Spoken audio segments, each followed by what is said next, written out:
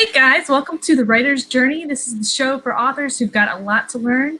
And tonight we're starting with an author who's debuting their very first book yesterday. And we're going to hear all about it. Tonight in the chat, we've already got some people who are here. We've got Rick Partlow. Shadow the Illustrator was here first. Terry Toombs, James McCormick, Bill Frisbee, and of course my lovely hostess, Kayleen Williams is here. Hello, hello. Tonight we're going to be talking about how to market your very first book, your debut novel. And joining us is Brian Mansur, who he debuted his book yesterday. The book is Captive Embers. So Brian, thank you so much. Yeah, joining us Nick Cole style in the car, and joining us soon will be. Go ahead. I'm not quite to the level of Nick Cole. I'm not driving the steering wheel, thank goodness. Look, Mom, no hands. Well, that's good. You gotta play it safe. That's right, play it safe. Definitely. And soon his publisher is going to be joining us too. That is Steve Beaulieu at Aethon Press. Will be on shortly. We hope, we believe, we trust. Yeah, thanks for coming on the show, everyone. Thanks for joining us. Thank you. So you launched your book yesterday. Can you tell us a little bit about that book and about how the launch is going so far? Oh my goodness, it has just been incredible to see it finally given life. I've only been working on this thing since I was 14, about 3 decades ago, give or take. The launch, we had such a good group of advanced readers who were kind enough to pick it up, read through it, write some very kind reviews in advance, and they're already up there. You guys have said it so many times, and it's so true. If they don't have reviews, if authors don't have the reviews, their books are not going to go very far. Even more so than purchases, they've got to have the reviews if they're going to generate those purchases. And so far, so good. So far, it's up to 7. I just learned that. I hadn't even seen the 7th one yet. But so far, everybody has been very kind and not done more than a 4, not done lower than a 4-star. Almost all of them have been 4s or 5s, mostly 5s. Hey, you can't get better than that. That's pretty awesome. It's been wonderful. It's been wonderful. So tell us about your book. What is the book about? What genre is the book? So military science fiction / space opera. And this story is, oh gosh, there's so many ways of going at it. It is in many ways a story of redemption. It's a story of working under oppression in space. If I had to encapsulate it in one phrase, I guess I would have to say it's Hunger Games in space. I don't like to have to do the tagline of that, but I realize that is a fairly apt description for it. But it's on a scale not just of individuals, but of whole nations. And the story starts out with a guy named Rafe Hastings, who is a undercover agent for the good guys. Apparent. Oh, there's Steve going. Wait, it's 8. Yes, Steve, you're late. Oh well. Oh well. So he is working in a region of a star system that is analogous to the Middle East.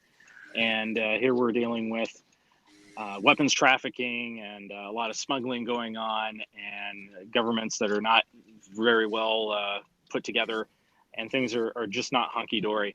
And he's ready to go home. He's had some frustrating tours, and finally he gets word from one of his informants that, oh, well, there's this cartel ran by this lady that we know goes by the name Lilith, and she has something that you'd be very interested to know about.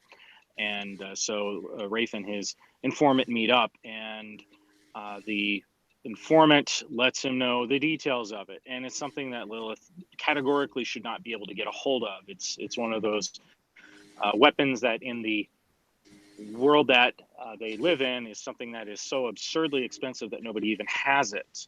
And not only does she have one, she has many of them. And it turned out that they were being followed, and so the chase is on for Wraith. And not to spoil too much of the story, word leaks out to the fleet of the good guys that, oh, there's a big problem, and we're going to start doing some interdictions, and enter Lieutenant Sean Merrick and a lieutenant junior grade ensign, not ensign. She used to be an ensign so often in the early drafts. Oh, Steve is here. I'm so silly. My bad. No. I thought it was 9 o'clock my time. Same here. So I'm here now, though. Well, you guys are here. That's the important thing. But I am trying to find my my headphones. So I am so sorry. Well, Brian was Sorry, telling us we're in the middle of a convoy route recon, so we're Brian's having fun over here. saving the world over there. So Hear that, guys? We're saving the world. if I were my headphones, Steve's got us all confuddled. He jumps I am in. so confuddled, man. All Headphones. right, do your thing. I love you. Bye. I mean, I'm here, but bye. Hey. We can hear you just fine. It's all good. Brian, it All sounds right. like you've got a lot of excitement and intrigue and a whole lot of different characters in your book, too, which you're kind of blending all together. Sounds like a wild ride. It is a very wild ride. I had the pleasure of listening to Scott Aiello read it, and the wonderful thing about that is I'm coming at it after 6 months of not having picked it up, and to hear it with a fresh voice. He took it in directions that I never thought to take it. It's a dark story, and he takes a almost I term it a Whedon-esque approach to the characters. He actually managed to make me laugh out loud a couple of times in the book. So he just did this amazing twist and put accents to all the characters.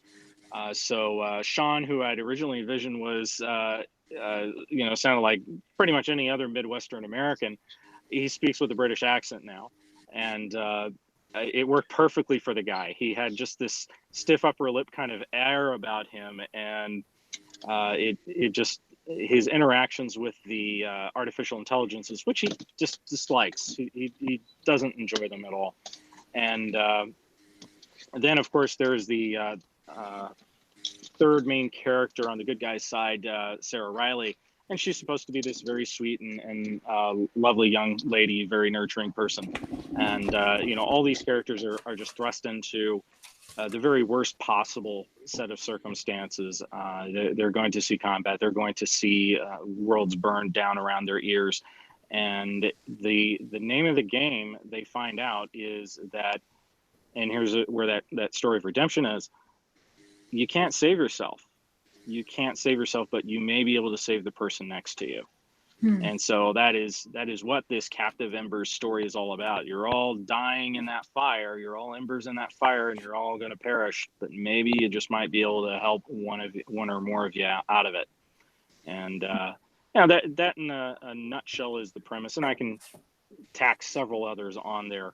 The backdrop for all of this is that humankind has been basically boxed up and shipped off to a 50 light year star system, a real location where we've even mapped out several planets in the star system.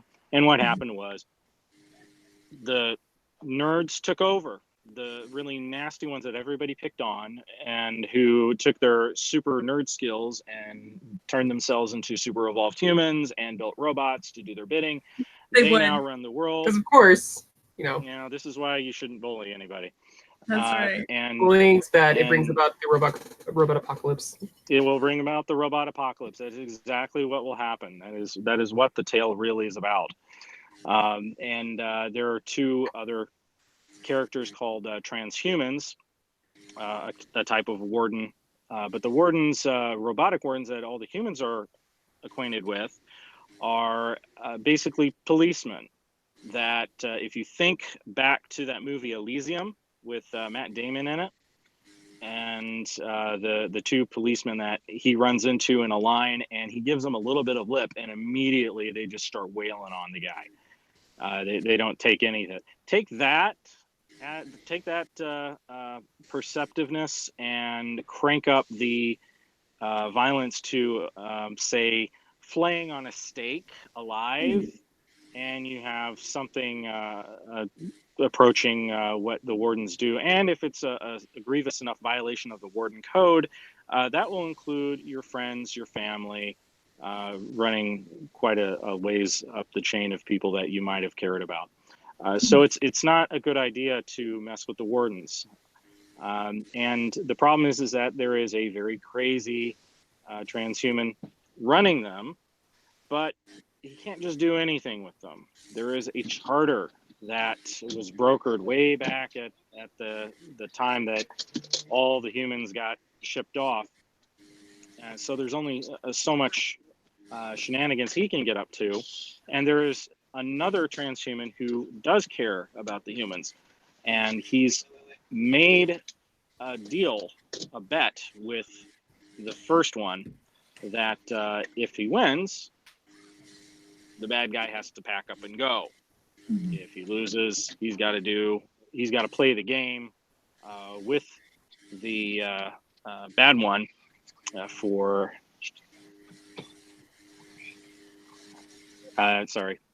He's got to play the game for like the next 1,000 years, which is the deal. So it's all that somewhat high stakes. It's only the fate of humanity. Yeah, that we're talking about here. Definitely got a lot going on for storyline. I mean, I can definitely see how it's total space opera. So there's a reason it took 7 years to write. Yeah, right. Just a few. So now that we've got Steve here, and we've heard so much about this crazy story that I might have to read now. So in broad strokes, Steve, what has been Aethon's marketing game plan for this debut novel?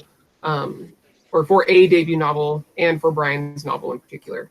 Well, I think first and foremost, I got to say that I love listening to Brian talk about his book. He's more excited about this book than I think anyone's ever been excited about a book, and that gets me excited about the book. Usually you ask an author to talk about their book, and they don't know how to do it. I don't know how to Brian knows how to do it. He gets all the nuances, he gets all the motivations, all of those things. And I feel like right now, Brian, you look like every villain in like a Bean movie. I don't know if that's good or bad, but you got like the keep that off. So anyway, broad strokes.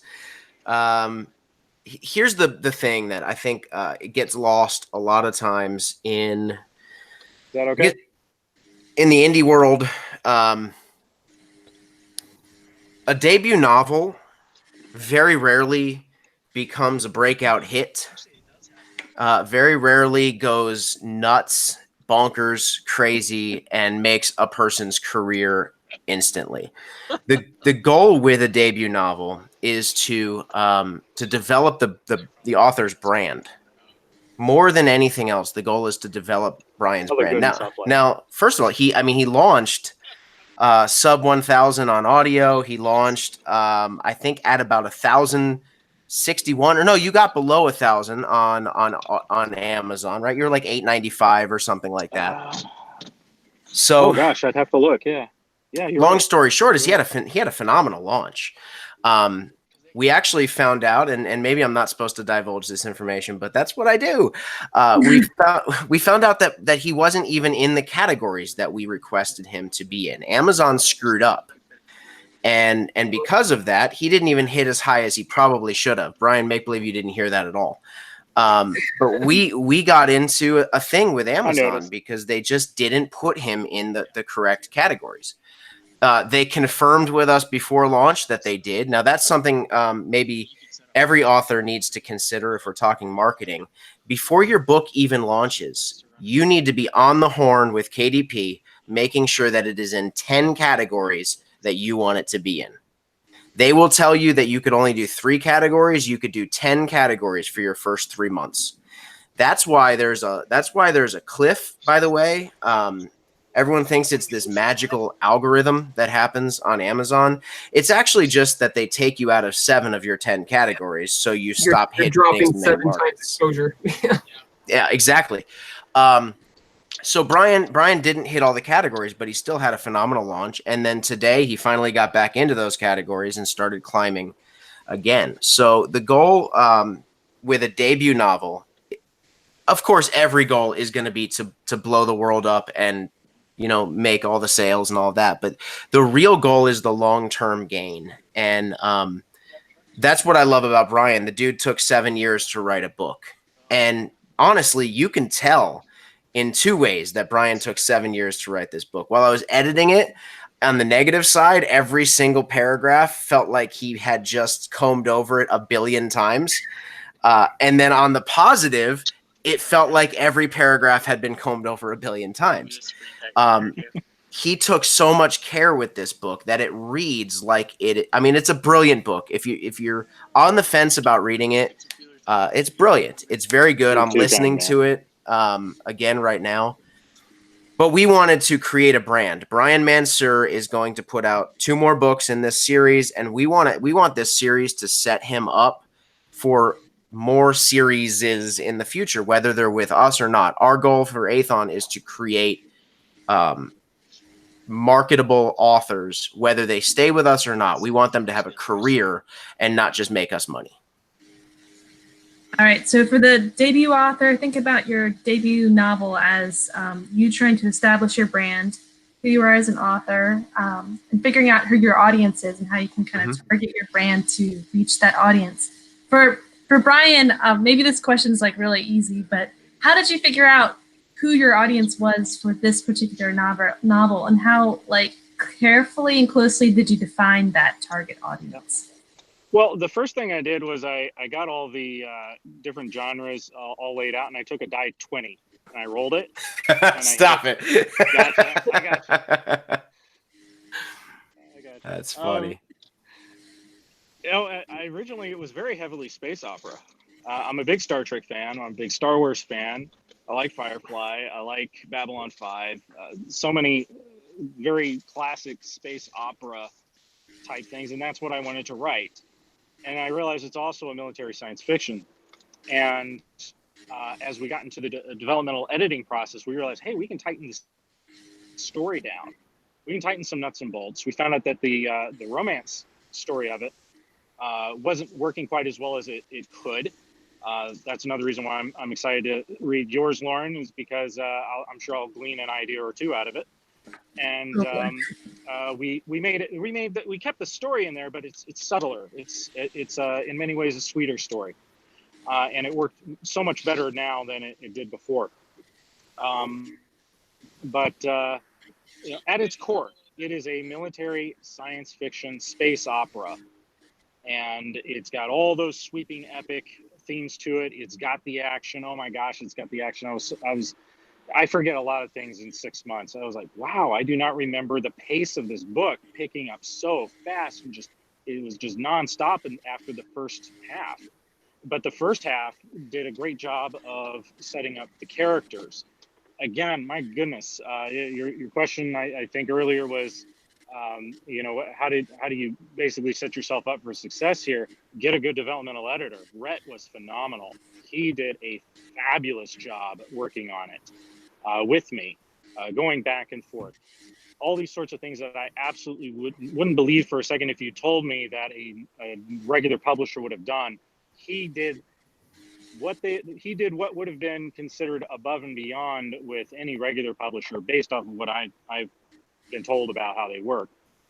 And then of course, Steve is in there as well, reads it through, and you know, helps us tighten the nuts and bolts down even further. So you had 2 editors working on that book, developmental editor, and then Steve, your like line copy editor. Copy line, yeah. And yeah. Oh, and we had our very own. Ellen doesn't. Doesn't she? Ellen won't touch any of our stuff. No, I'm No? kidding. Ellen had nothing to do with it. Although I'm Oh. sure she. I will tell. Just tell everyone Ellen did it. Then they'll read it if we tell everyone Ellen did it.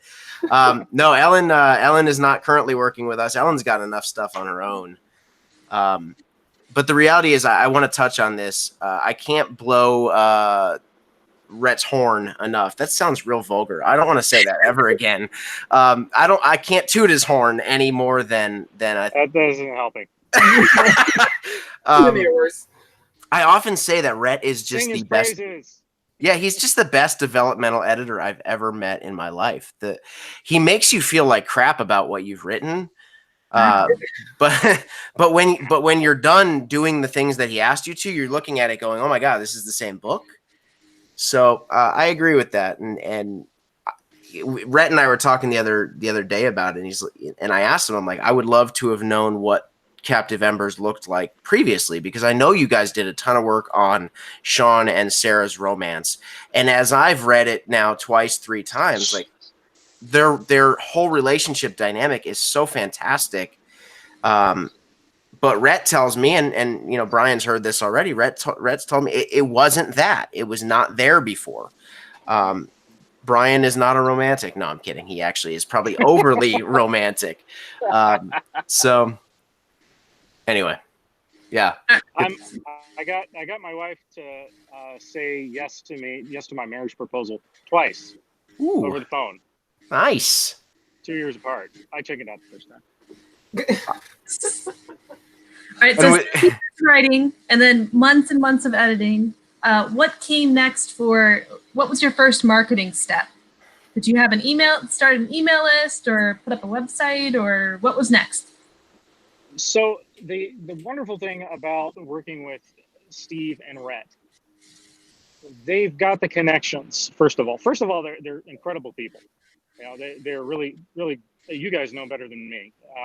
They're fun people to hang out with, but they've got the connections with folks like yourselves, with other authors.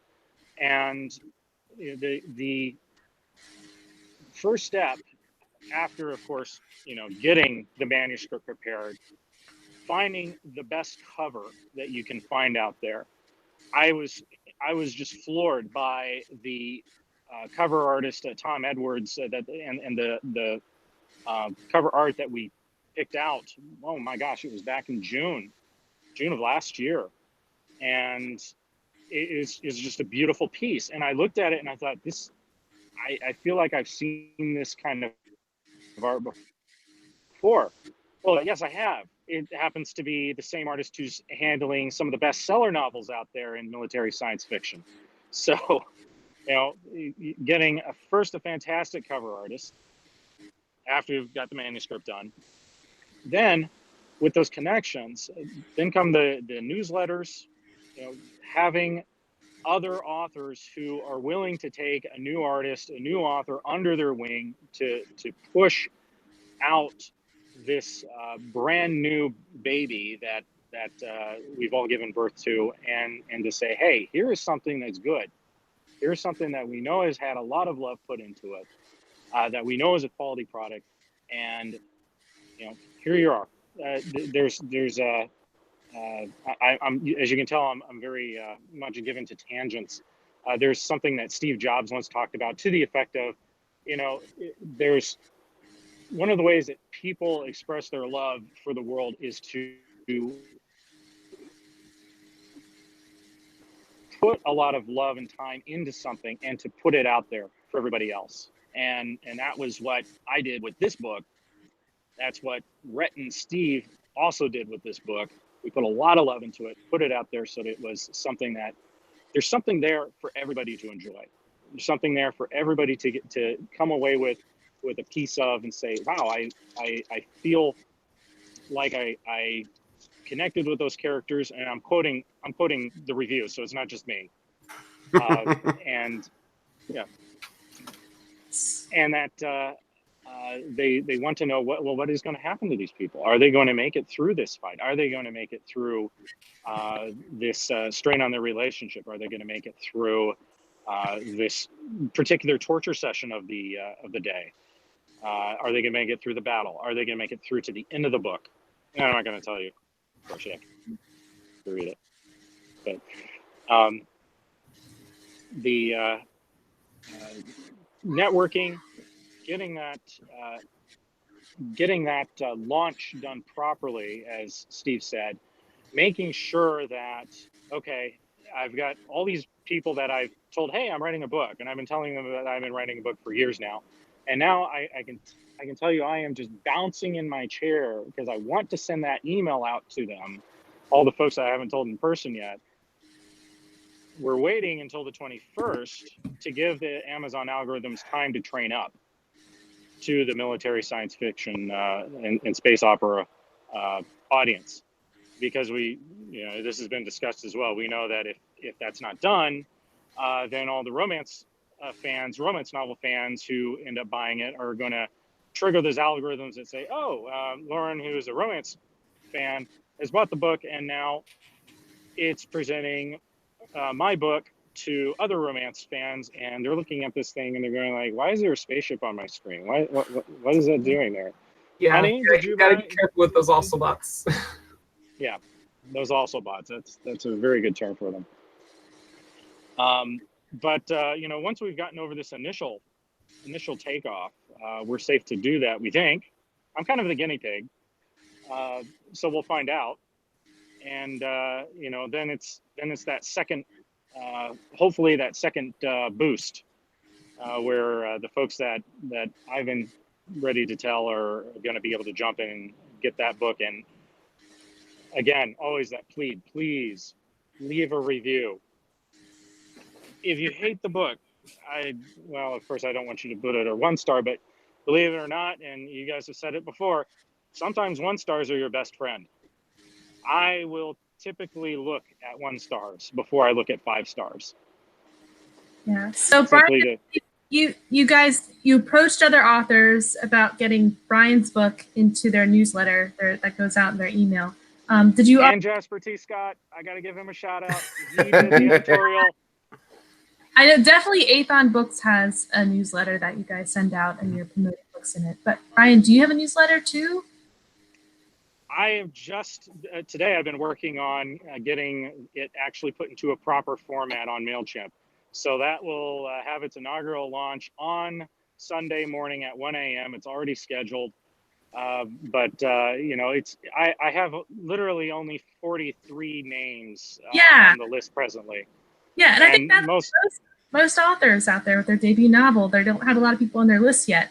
But I guess the question then for the audience is that okay to just go ahead and approach other authors with books like yours and say, hey, I have a tiny newsletter or no newsletter yet, but I have a book and I'm excited about it. I think your readers are really going to love it. Is that okay to approach them anyway with something like an offer like that?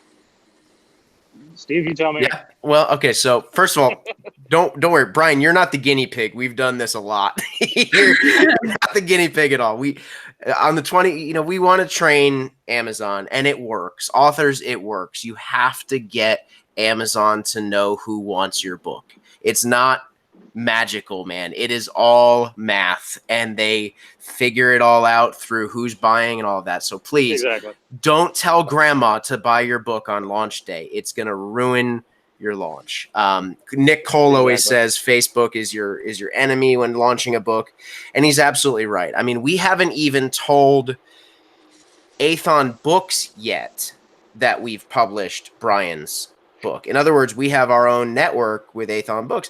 We don't tell them yet because they read all kinds of stuff. We don't want all of Haley Stone's readers on Brian's books, so we wait. We don't want all of the Web of Eyes folks and the Buried Goddess Saga and all of that buying his book. He's got 43 people on his mailing list. He's never sent out a newsletter outside of the test that he sent to me today. How do you approach an author? I have to back up and say that step number 1 is 100% writing a good book, because you have 2 kinds of people who will share your book. You have those of us who are involved in the newsletter swapping, who don't give a crap about the book itself. And we're all authors here, so I feel comfortable saying that. Like, we've never read the book. We just have to trust the person who's coming to us and telling us this book doesn't suck. Then we go, okay, I'll swap. You could, take it this week. I'll take it next week. We swap. Our fans listen to what we have to say and they read it. But you have a totally different kind of author altogether, which many times is the author you want to share your book. And it's the one that is very, very picky about what books they will share with their readers because they care about that particular relationship that they've cultivated with their readers. Now, that's not to say anything negative about guys like me, even who will do a newsletter swap.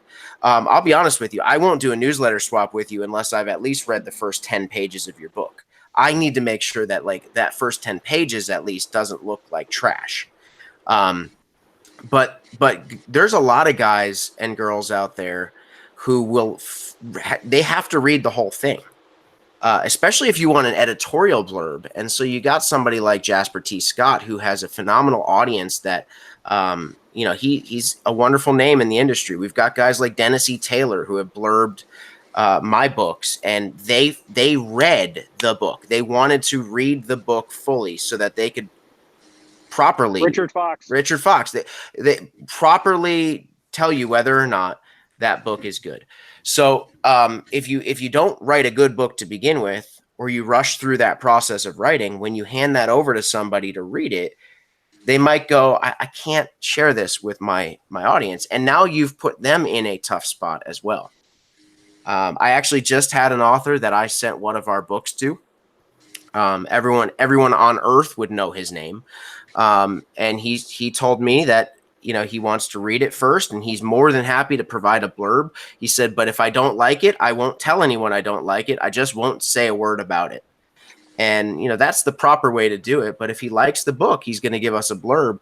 And that blurb with the right name goes distances with publishing houses. And I mean, if Bryan at some point came to us and said, hey, my next series, Harper wants to pick it up, or I don't know, fill in the blank, big 5 publisher wants to pick it up.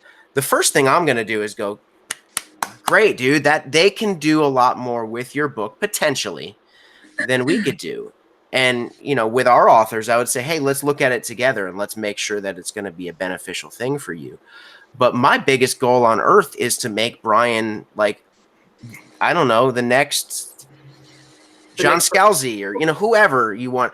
I know most people that watch this is going to say, John Scalzi, why'd you pick him? But I'd love to be the next Nick Cole and Jason Ansbach. I mean, there you go. If you want to write the next Galaxy's Edge like that, my hope would be that we would help you get to that point. My bigger hope would be that we could do it with you. So I thought it was what you were saying earlier with the launching the newsletters. You haven't even told, your Aethon people. So I think that's a really important thing to keep in mind. And especially, this is good information for those who are starting in a new genre. Say you have 5 to 10 books written in military sci-fi. Now you want to check out urban fantasy. You need to make sure, you're going to have to start over from scratch potentially, because you don't, out of the gate want all the military sci-fi getting mixed up with the urban fantasy, so. Well, Rhett's a great example of that. Rhett's written sci-fi, Titanborn, The Circuit. He had a really deep following in sci-fi, and then he and I wrote fantasy together. We have labored to get the readers that we have. And Bryan's been right along with us the whole time. He's read all the books. He's we've talked in depth about all the books, but just because Rhett was very successful in sci-fi, that didn't carry over to fantasy.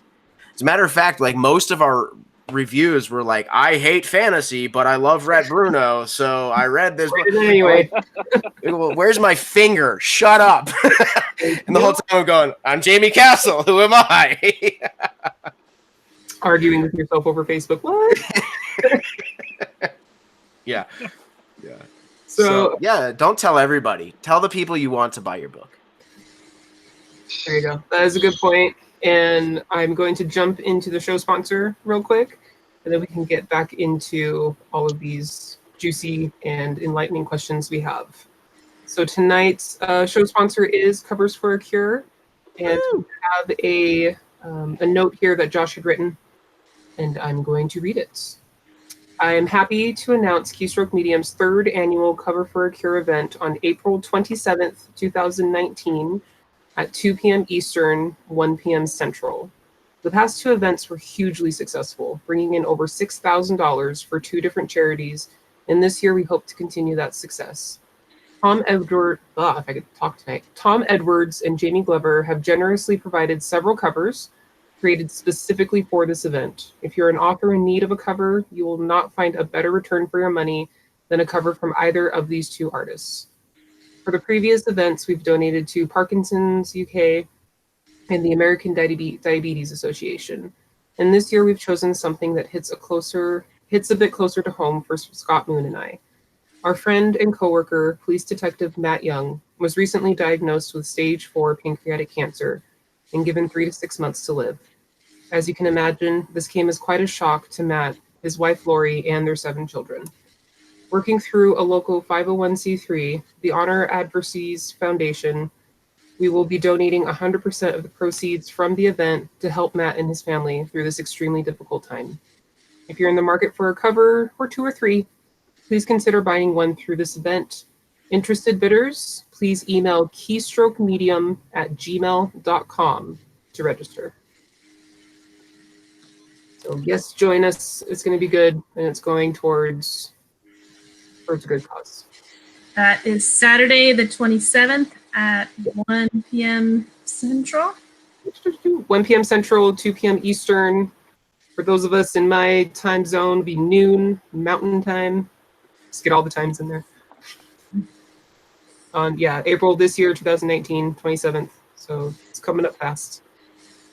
And it's All right, so before the break, we were talking about connecting with other authors through their newsletters and doing newsletter promotions through those other authors. What other kinds of steps have you taken to promote this book, and will you be taking in the next couple weeks as you're trying to connect with those potential readers and to draw their eyes to your book? So one of the neat things is that already I'm seeing more people approaching me on Facebook because of this. And one of the things that I know has always drawn me closer to a book series is just like with any fan, being able to interact with the people who put it together. Who doesn't love going down to a comic book convention and getting William Shatner's signature on something, and how neat is it to be able to interact with your favorite authors or authors that you admire. I can tell you that that's one of the reasons that I am so thrilled to that pulled me in initially to read Steve and Rhett's stuff, is because they were approachable. They were approachable, and it made me want to look at more of their stuff. I am not the fantasy fiction fan. I loved the first 4 books of the Buried Goddess saga. Oh my goodness, it's just been amazing. And that's just one side of it. Of course, word of mouth. Any time that you're a brand new author, I imagine you kind of, I can say this, toot your horn, and that enthusiasm does catch. And so there are people at my work who I've told, hey, I've got this book, and they've known I've been writing the book for low on 7 years, and now it's released, and I've of course had to tell them, please wait until Sunday. Please wait until Sunday. I know you're eager to get it, but please wait until Sunday. The sale will still be good on Sunday. It'll still be 99 cents ebook initial, and $1.99 for the audiobook. But wait until Sunday, and then you can cut loose, and you'll love it. And then what is the roadmap for after that? To continue to push that visibility. My own personal game plan is, with my own little 43 subscribers, is to send that reminder after a week or so, and to send another one after that. And we'll talk with Steve about this in Rhett, and whether or not they think this is even a great idea. But to send that reminder, hey, if you can, leave a review. That's lifeblood to authors. Lifeblood. Steve, Well, what's the road ahead? so there's something you said that I think is phenomenal, and Nick Cole quoted someone else. So I'm going to quote Nick Cole, but I don't remember who Nick Cole was quoting. One of his authors that he looks up to said, "Every fan that comes to you, talk to them." I am in the position that I'm in because I sent a random text message to Nick Cole because his Facebook information was on the back of Soda Pop Soldier. I read Soda Pop Soldier. I had never heard of Nick Cole. I had never heard of this whole indie community scene. I knew nothing and no one. I was writing my book. It was almost done. I saw Nick's face. I loved the book. I shot him a message, and he talked to me for a good hour that day. He gave me advice for that I'm still using today in that first 1 hour session. There's pros and cons in this. The cons are that Amazon gets mad at you when you're Facebook friends with a reviewer, so they don't let the review go through. So that's the yeah. If you're using the same email, and that's the con is like, well, crap. Like people want to be my friend. Like that's the goal, isn't it? Is to have that relationship. So you got to be a little bit smart there with the email addresses that you use and stuff like that. But man, engage with the reader. Like, oh my God, Brian, every single person that ever wants to talk to you about the book, talk to them. But you know what's the more important thing, I think, is let them talk to you. Find that gentle balance between making sure that they know that you're actually interested in engaging, but that you're not just interested in talking about yourself. Because you could come off with the thumbs up and the yeah and the okay, and that looks like you're just not interested.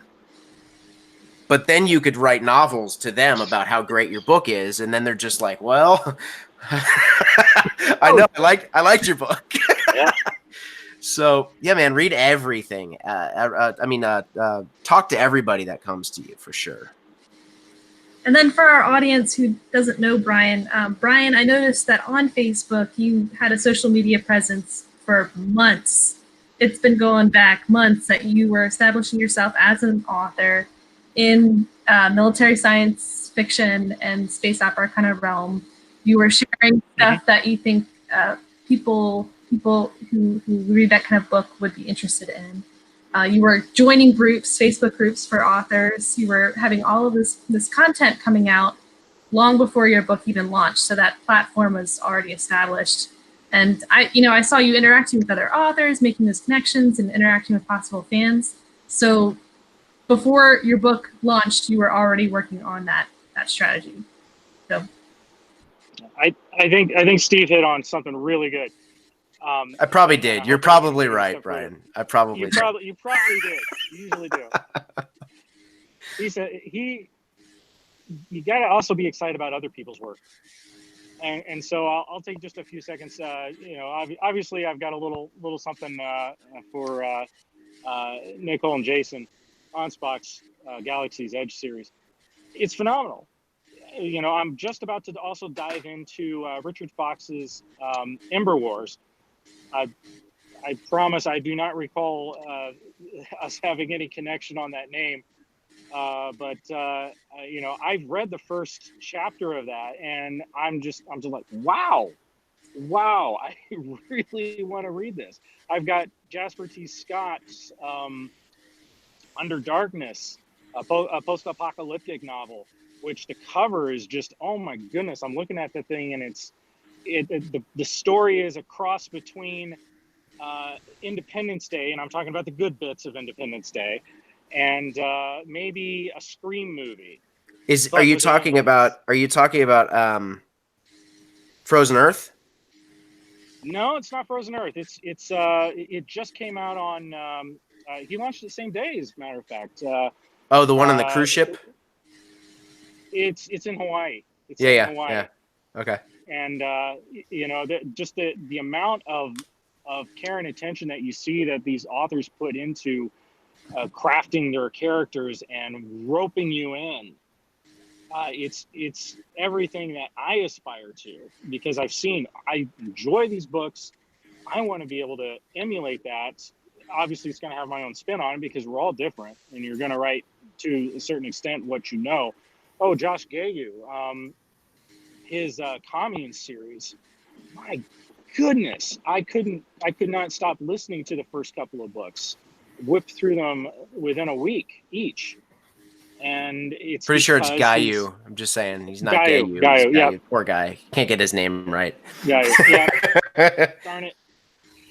Frozen Earth was fantastic. That's why I mentioned it. Jasper T. Scott's Frozen Earth was amazing. I haven't Anyway. gotten to that one yet. Yeah. But it's that sort of thing. When you're talking about networking, get involved with other authors. Get to know their stuff. Get to know what their audience is like, and then be part of that side that pushes it. And I think it was Nick who said something along these lines. We're all in this as a team ultimately, as indie authors and even as traditional authors. If we put out good stuff, more people are going to want to read our stuff as a group.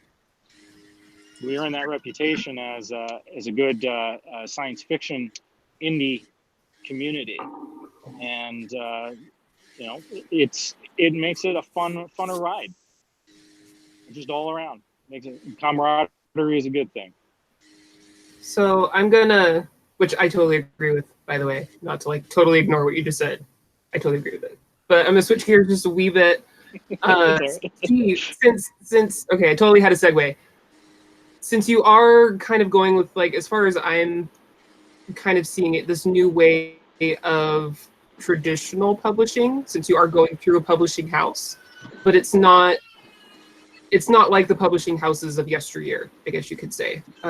So Steve, as a publisher, what do you wish every author out there knew before sending you their pitch? What sorts of things do you like to see in a pitch? Well, first of all, we want to see an author that really cares. You guys, I've been absent from KSM now for, like, I don't know, 7 years or something. We forgive you and we still love you. It's okay. Man, I started leading a class at church on Monday nights, and that's over now. So I'm hoping it could swing back around. But you guys have heard me say this before. What we want is traditional quality books that can be published in a self-published world. But I'll be honest with you, over the last couple of few months, Rhett and I have had a lot of discussions about that. And not for lack of submissions, because we have, I think everything we're going to be publishing is just phenomenal quality. Otherwise we wouldn't be doing it. And we take care with editing to make sure that it gets to that place. But one of the things that we've talked about recently is really what the traditional publishing world looks like right now. And I talked to a good friend of mine that's fairly deep into the traditional publishing world. And basically there's an inter-memo or inter-company memo, whatever, that has decided what kind of story is going to be published for 2019. So like the here's your colors and styles for pretty fashion. Much. Here's your Pantone color of the year right here. And I'm gonna leave it at that. I'm not gonna say what it is because I just don't want to get into all that. But they basically said, like, here's what we're doing with the marketing world, or with the publishing world in marketing.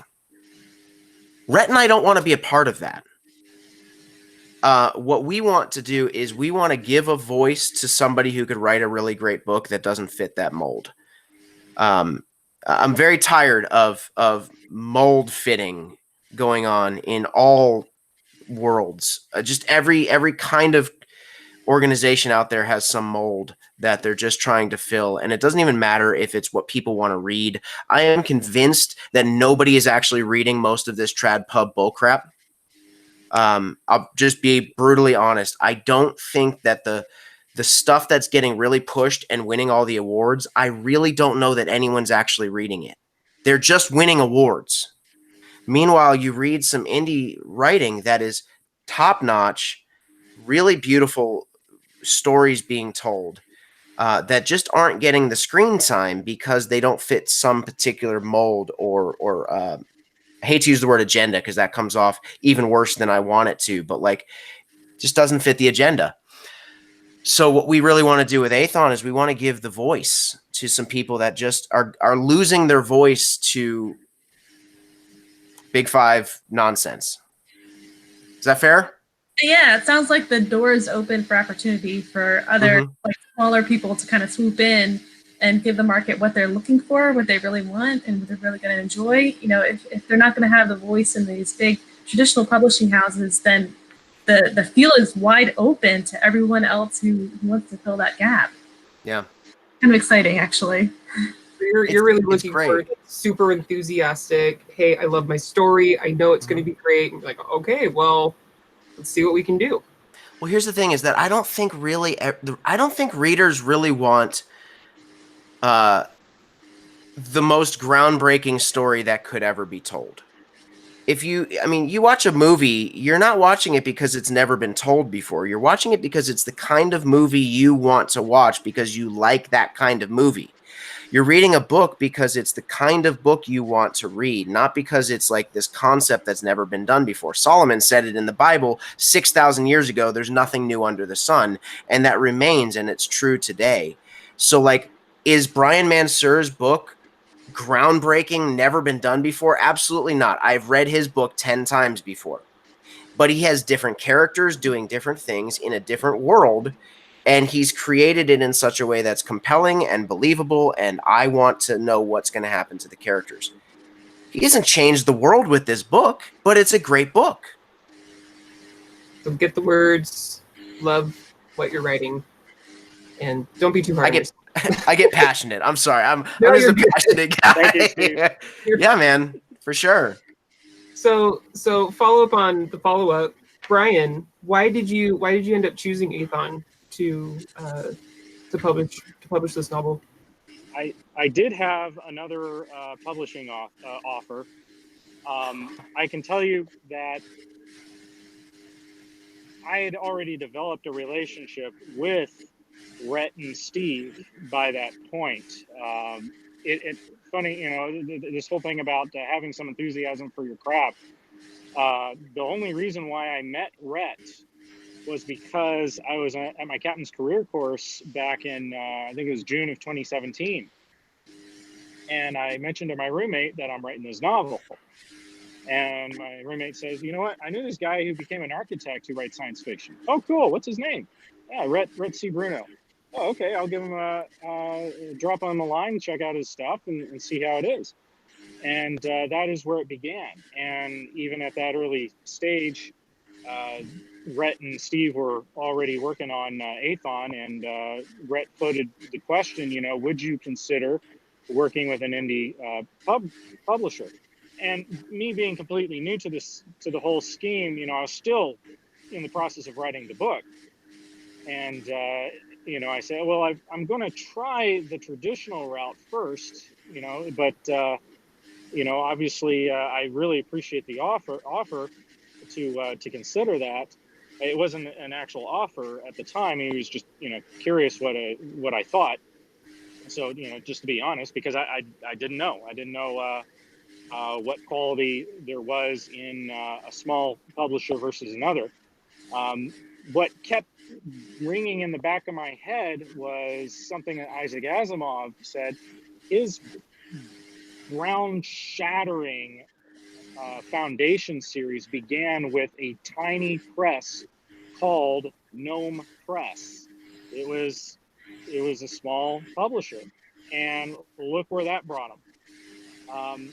And it, you know, as the process goes on, and I realize, you know what, I do need to look seriously at going with an indie publisher, and that was exactly when Aethon was getting off the ground, and the other publisher was showing interest in publishing the book, and we were already in early talks.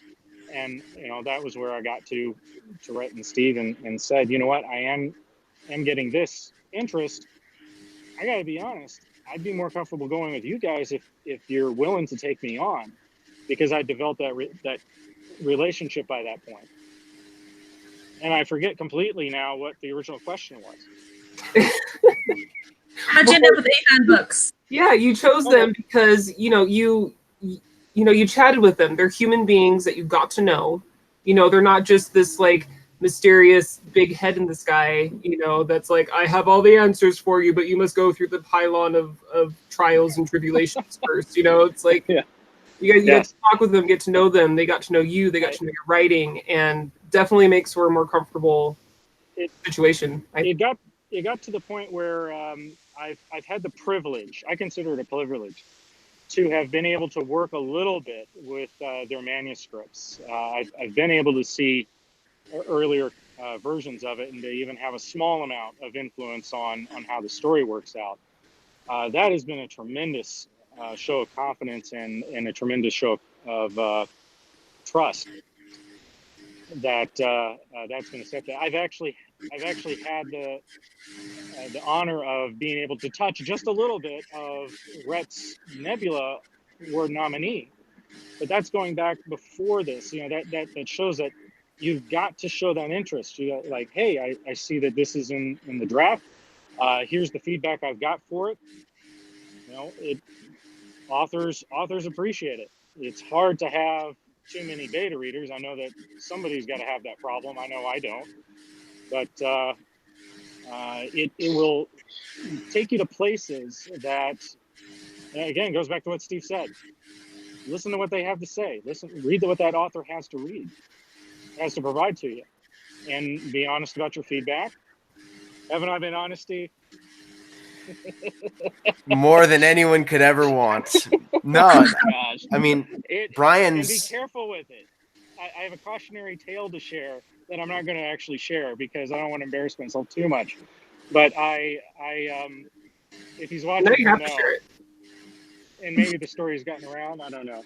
But I have looked at another Nebula Award nominee, and I began reading the story, and I shouldn't do things when I have very little sleep, because I just let him know exactly what I was thinking. It was unfiltered. It was still polite, but it was unfiltered.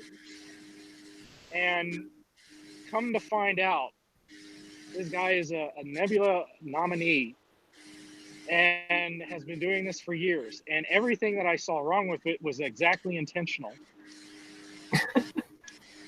So get to know your audience a little bit. Hey, what's really funny is that I was gonna comment, Kayleen, that you're the only person that's ever implied that I don't have a big head, and then Guy DeMarco in the chat there said, "Wait, didn't she just describe Steve?" maybe. I wasn't meaning to describe you, but I don't know. Whatever people want to infer. That's well, I have the floor because I know we're about to wrap up. I'm assuming, just because of the time, but who knows? I'm here forever. Do y'all remember like 2-3 months ago when I mentioned one of our authors that writes like 400 words a day, and I would probably just quit? That was Brian Mansur. That's me. And so the reason I even bring that up is because there's actually a few reasons. First of all, I had like a 400-word writing day today, and I remember texting Rhett. Yeah, thanks, man. I remember texting Rhett. I'm like, man, I don't know how Brian does this. Like, I feel like I got nowhere with those 400 words. But there's this other side of the coin that for me, it's like, but he did it. And not only did he do it with book 1, but he's like 80,000 words into book 2 right now. And there's this encouragement that even 400 or 500 words a day eventually writes the book. And we just get so obsessed about, I got to get 2,000, 3,000, 4,000, 8,000, 10,000. Like, I got to write this book in 2 weeks. We get so obsessed with that we forget that there's people who are like officers in the National Guard or whatever Brian is. Right? Is it right? Okay, an officer in the National Guard. I'm a captain in the National He's Guard. also a customer service representative for Wells Fargo, and he's a dad and a father. Well, that's the same thing. He's a father and a husband, and he's doing all of these things, and he's able to do 400 or 500 words a day, and it has completed a single book and is working on book 2. It's amazing. I say do what you can do. Don't force yourself to do more than what you're able, because then that's when you can get into burnout and start feeling down about yourself and get into that really negative space of you don't want to be in the negative space. It's a bad place. It's a bad place. So what's coming down the pike for Brian Mansur and Aethon Books? Whoosh, Captive Shadows. Final question. We've got the cover art.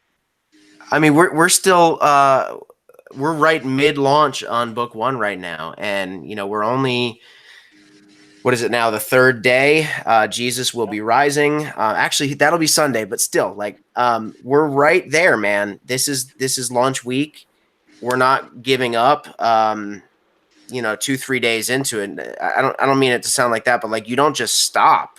And I think a lot of authors just stop. They're just well, we did our launch, and now I need to write my next book. There's so much more to be doing, and that is, we have Facebook marketing, Instagram marketing, Snapchat marketing, Reddit marketing, literally any place that does marketing, Google marketing, everywhere is getting fed Brian Mansur's book. Have a webpage.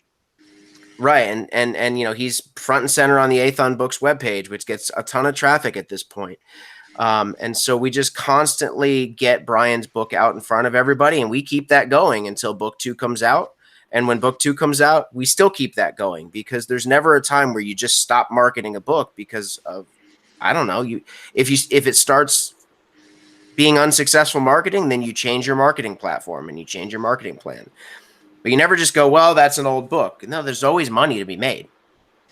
So I know we're a little over, but I guess I have one final question. So, there's a lot of things that people, so many different types of, I guess, marketing plans.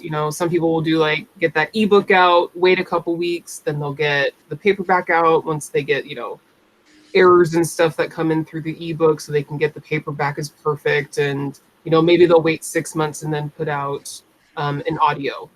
How do you at Aethon handle ebook, paperback, audio? Because I know that all at once. Yeah, that's what I was gonna say. You guys have a special way. Generally, he would have had a hardcover out too, and I'm just going to admit it. I thought it was done. I totally thought. This book we've been in production mode for this book since June of last year. We've been moving, and I thought he had the hardcover already done. I thought I did it. I thought I got it uploaded, printed, everything. I just realized he doesn't have a hardcover. So generally, we would have paperback, hardcover, audiobook, and ebook all at the same time.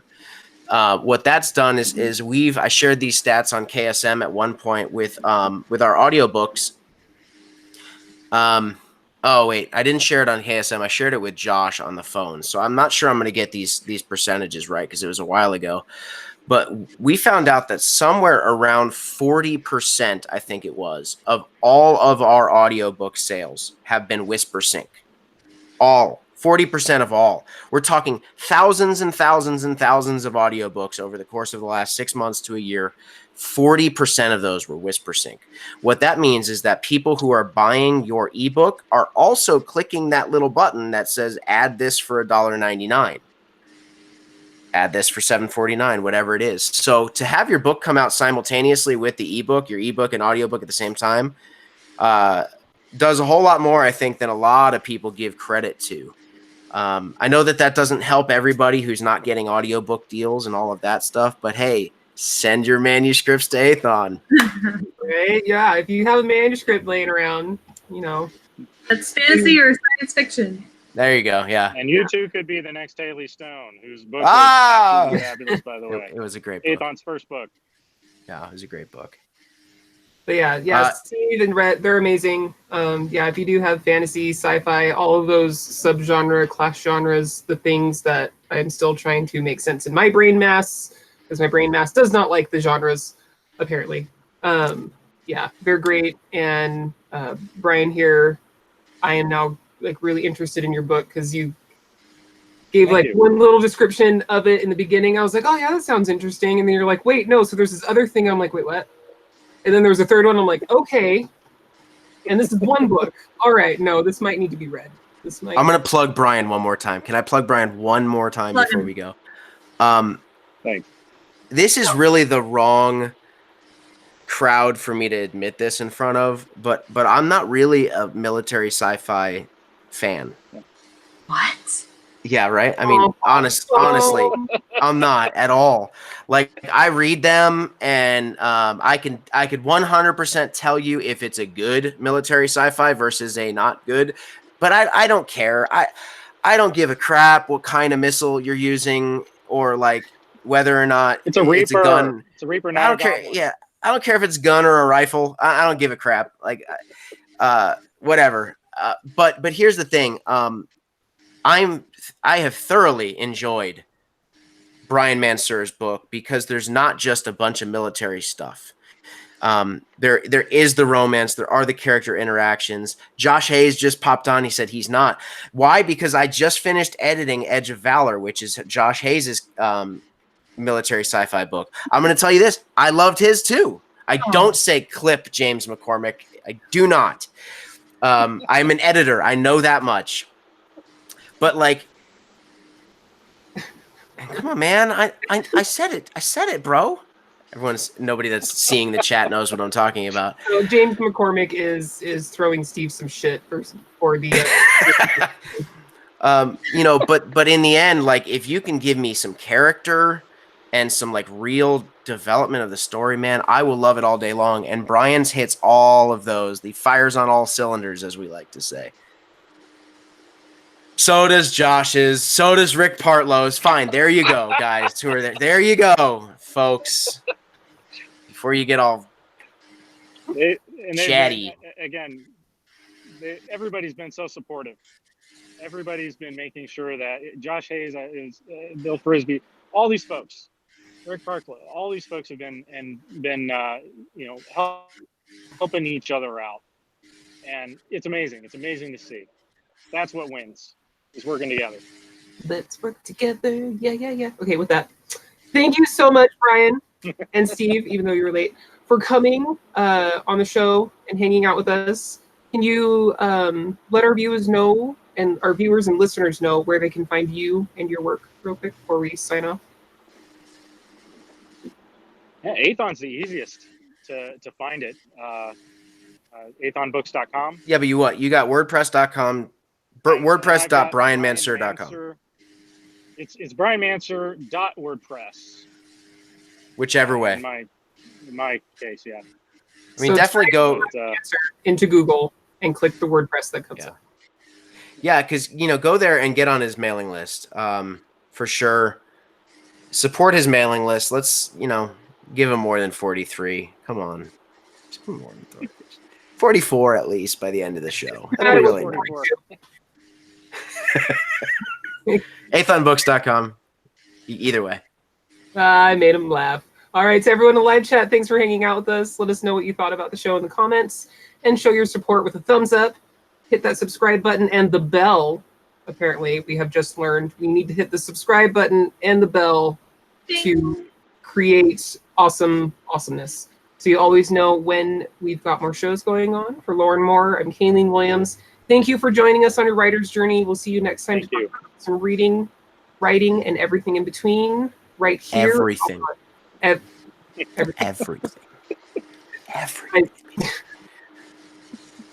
All of it. Stop it. Everything.